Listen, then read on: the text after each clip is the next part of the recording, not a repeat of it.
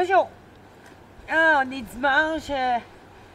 Il fait très froid chez nous, mais super beau soleil. Pas de chemtrail, pas de nuages. On est bien pour le moment. On n'est pas encore attaqué par les chemtrailers.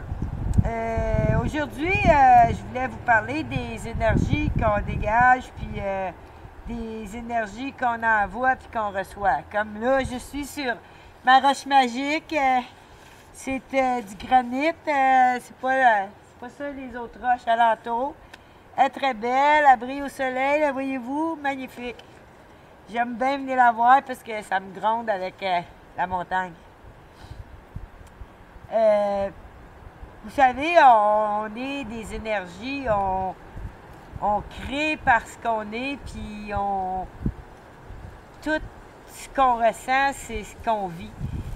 Beaucoup parlent de la création, que c'est nous autres qui créons notre présent, notre vérité, par nos pensées, par qu'est-ce qu'on anticipe, par nos espoirs, par nos vœux, puis par la couleur un peu de l'énergie qu'on dégage.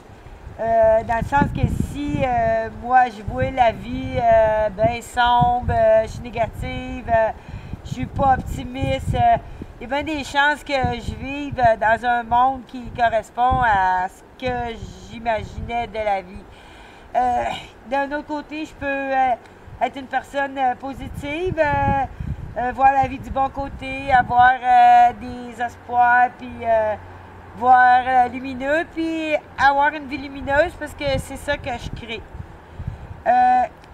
C'est même tellement étrange tout ça que tu peux prendre deux personnes qui ont un qui voit en noir puis l'autre qui voit en lumière, les mettre ensemble dans la même maison, dans la même vie, avec le même compte de banque conjoint puis tout, puis un qui remercie de la grâce de la vie puis qui voit les bonnes choses va être heureux, puis l'autre qui vit la même chose juste à côté dans la même maison, mais qui prend mal la vie, va être malheureux. Pourtant, c'est la même vie.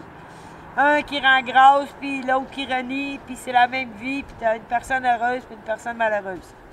C'est bien dommage tout ça, puis c'est ça qui fait qu'il y a des gens malheureux, puis d'autres gens heureux. C'est pas l'argent qu'on a ou la situation, c'est beaucoup comment qu'on le vit, puis comment qu'on le voit, puis qu'est-ce qu'on fait avec.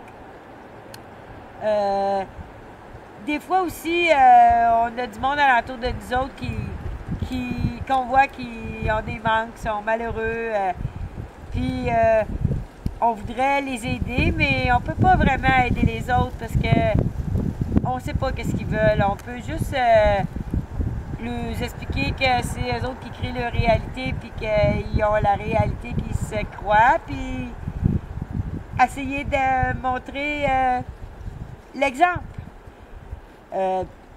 Parce que c'est ça finalement, le mieux qu'on peut faire, c'est montrer l'exemple dans notre vie, dans ce qu'on est, pour enseigner.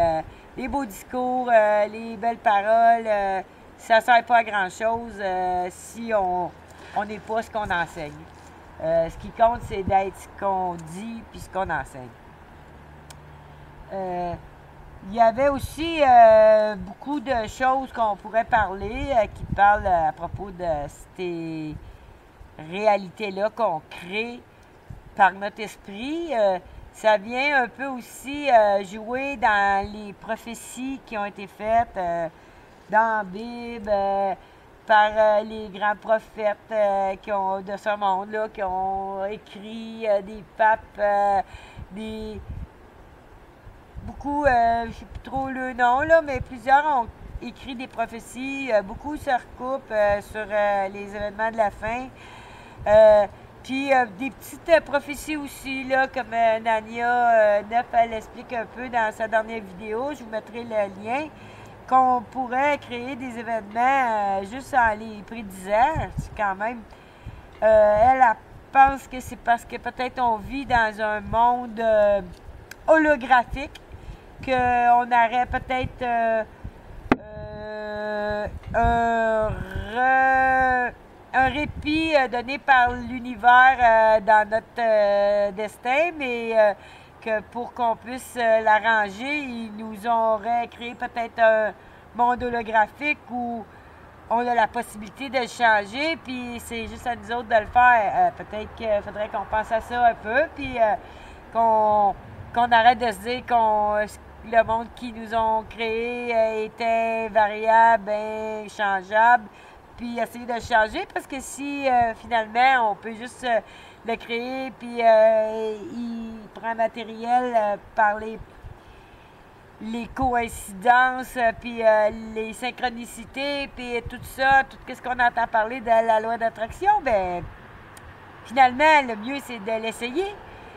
Fait que tout ça, ce que je vous dis aujourd'hui, ça a beaucoup rapport avec la loi d'attraction, puis la possibilité qu'on a de changer notre destin, puis notre vie, puis de s'améliorer, puis améliorer la situation pour les générations futures.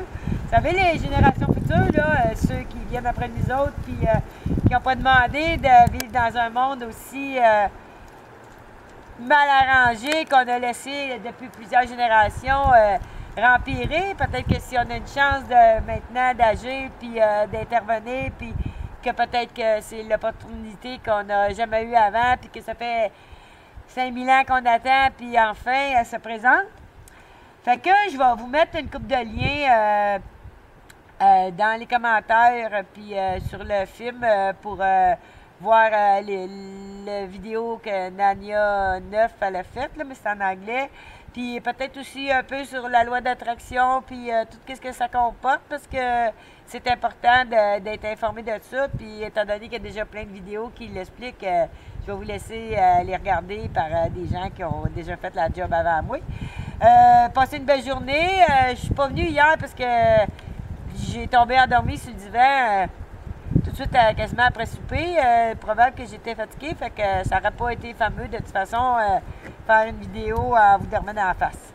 Fait que je vous revois bientôt. Je vous aime.